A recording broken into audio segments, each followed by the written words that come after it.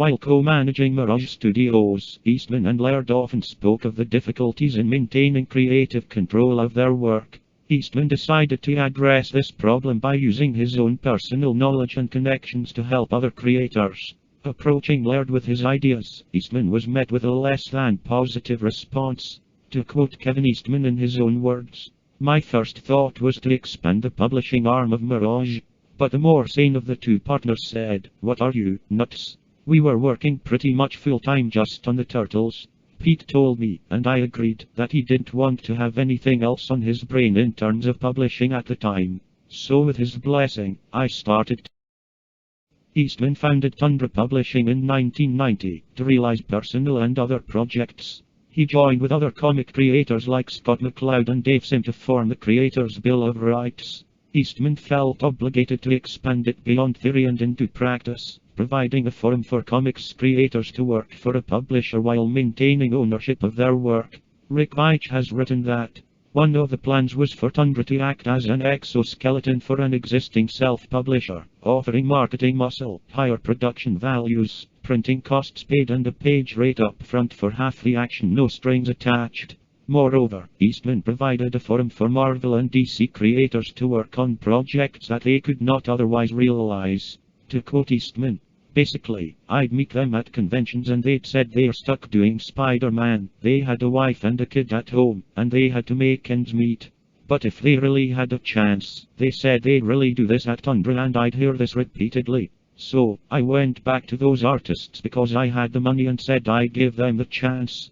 I asked them what they'd like to do. They could pick their dream projects that they'd wanna do, and I would provide the funding so that they could survive and they didn't have to do Spider-Man for a year, and I'll fund the projects, and I just wanted to make my money back from the profits to keep my company going." End quote.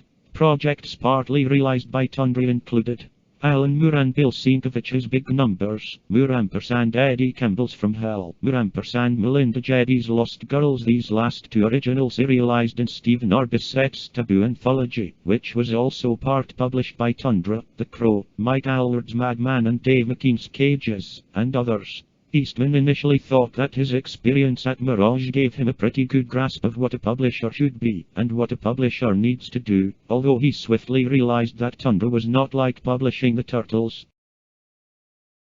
As part of Eastman's designs for Tundra were to produce personal projects of a more adult nature than the Turtles-oriented Mirage was geared towards, this saw Tundra fitting in the dubious middle ground, as their intended product sat somewhat awkwardly between the comic shop and the book shop. Eastman says that he thought that the audience was a lot larger than it actually was, citing his personal assumption that readers would grow up through X-Men and discover the Sandman and then Dark Knight and Watchmen and beyond. The relatively new inroads of comics and graphic novels into bookshops worked against Tundra at the time.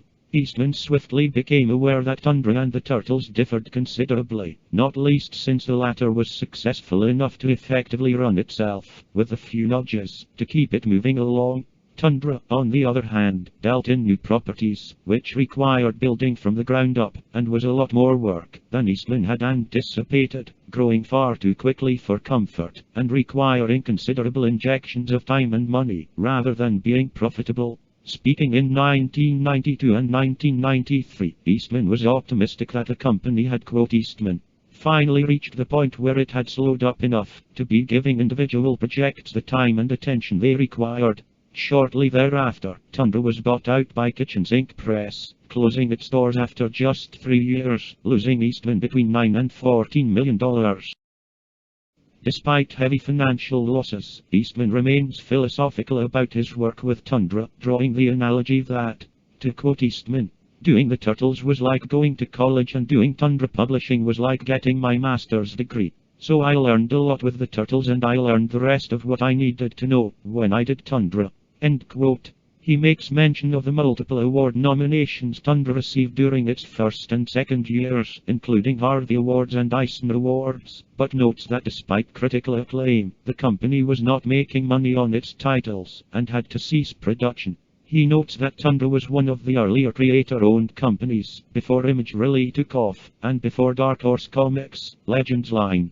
Eastman admits that Tundra tried to do too much too quickly, and ran into difficulties accordingly. He also suggests that, quote, Not one book made any money. He also believes that part of Tundra's downfall was tied to his offering Marvel and DC employees the chance to work on creator-owned and personal projects. He has stated in interviews that, in my personal opinion, we took away so many creams of the crops artists like Dave McKean, Neil Gaiman, Alan Moore, Rick Veitch, Mike Allred that the two big companies had the power to go to the key distributors and made them short sell, undership and bury these guys because now that Dave McKean is doing stuff at Tundra, the big publishers were losing money because Dave's not doing Arkham Asylum 2 and Alan Moore's not doing Watchmen 2. He's not doing Swamp Thing, but instead he's doing From Hell with Tundra. Basically, we got the raw end of the deal.